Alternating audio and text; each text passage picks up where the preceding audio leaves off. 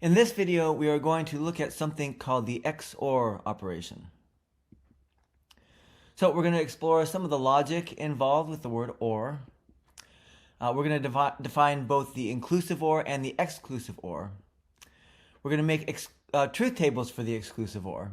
And then we're going to use that to define the XOR operation.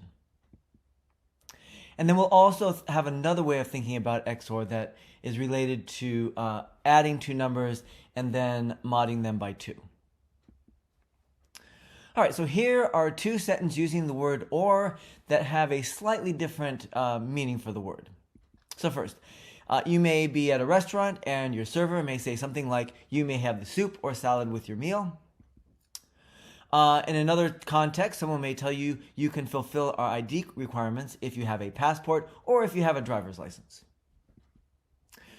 And if you look at it, the word OR means something slightly different in each sentence. In the first one, you can have the soup, you can have the salad, but you may not have both. It is not true that you can have the soup and the salad both. However, in the second sentence, you can meet the ID requirements if you have a passport, just a passport. You can meet the ID requirements if you just have a driver's license, but also implied is if you happen to have both, you will still meet the ID requirements. They're not going to say you fail the ID requirements just because you have both forms of ID.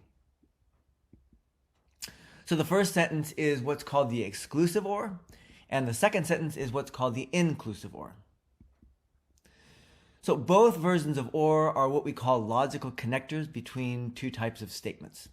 So for instance, if A is some random statement and B is some random statement, and what I mean by statement is sentences that are either true or false, the exclusive OR works like this. If you want the statement A, XOR B, that is going to be true when exactly one of A and B is true. It's going to be false when either both A and B are true or when both A and B are false. In other words, it's going to be false if you have the soup and the salad, and it's going to be false when you have neither the soup nor the salad. For the inclusive OR, it's very similar, except it treats differently the situation where both are true. So A or B means it's true when one or both of A and B is true, and it is only false when both A and B are false. If both of them happen to be true, the OR statement is true. So we're going to ignore the inclusive OR for now, which is kind of weird because usually in a math class we ignore the exclusive OR. But the exclusive OR is going to be really important for some of our encryption. So here's a truth table for A, XOR B. In other words, a table that tells you how to evaluate the statement for different possible values of A and B. Right? So again, that's our super salad OR. So I'm going to have one column for the statement A, one column for the statement B. Those can be either true or false. And the last one is for A, XOR B, that tells us if we know that whether A or B are true and false, what the value of A, XOR B is. So for instance, if both A and B are true, A, XOR B is going to be false, right? Because that's when both statements are true. We can only be true when one of the statements is true. If A is true and B is false, yeah, one of the statements is true, so that makes A, XOR B true. If A happens to be false and B happens to be true, that's one of them being true, so again, A, XOR B is true. And if both of them happen to be false, then A, XOR B is false because none of them is true. All right, so when we're looking at in terms of computers like to work not necessarily with true and false, but with zeros and ones. So what we're going to do is whenever we think true, we're going to think associated with that the number 1, and when we think false, we're going to think the number 0. And so if we think of XOR in that context, it could be thought of as an operation between numbers, and I'm going to give it a funny looking plus sign with a circle around it to indicate we're kind of adding the numbers, but kind of not, right? We're really just doing XOR on it. And what I'm going to do is I'm going to take our old truth table that we just made for A, XOR B. I'm going to replace all the trues with the number 1. I'm going to replace all the falses with the number 0.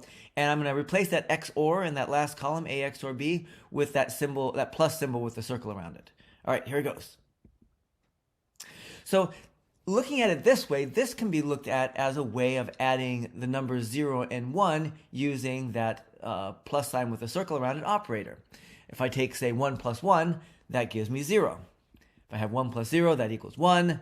0 plus 1 equals 1, and 0 plus 0 equals 0. Now, again, this isn't real addition of just regular old numbers. This is a special addition that we do on the numbers 0 and 1 called the XOR operation.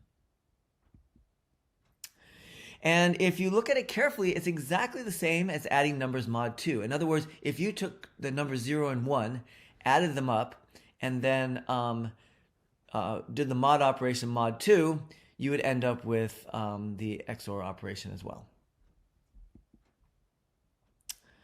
So I want to mention that the XOR operation is an operation on pairs of bit strings. What do I mean by bit strings? All I mean by bit strings is it's a sequence of zeros and ones. So what you are going to do with the XOR operation generally is you're going to line up the bits in the string so that each bit in one string is paired with a bit in the other string, and vice versa. You're going to do the XOR operation on each pair of bits to create a new bit string. And just to show you how to do an example, here's what a bit string looks like. So actually we have two bit strings. One is the bit string 01001101.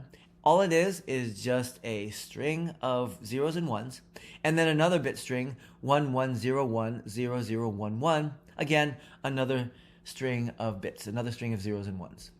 And if we want to find the XOR of the bit strings, we're going to line them up like this. Here's the first one, 01001101. Here is the second one, 11010011. And I put them in a grid so you can see which ones are lined up with which. You line them up in columns, so that first one is a 0 and a 1. And then what we're going to do is we're going to do the XOR operation on each one of those bits. So for instance, 0 plus 1 is equal to 1 in the XOR operation. For 1 plus 1, in the XOR operation, that's equal to 0. And you can think of it as that's just the rule for exclusive OR. Both of them are true, so you get 0. Or you could think of it as 1 plus 1 equals 2. If I take 2 mod 2, I get 0. 0 plus 0 gives me 0. 0 plus 1 gives me 1. 1 plus 0 gives me 1. 1 plus 0 gives me 1. 0 plus 1 gives me 1. And finally, again, 1 plus 1 gives me 0. Again, you can either use the XOR truth table, or 1 plus 1 equals 2, and 2 mod 2 is equal to 0. So our result is 100111110. All right, so now that you've gotten an idea of how the XOR operation works, I think you're ready to work on the activities on the PDF included with this video.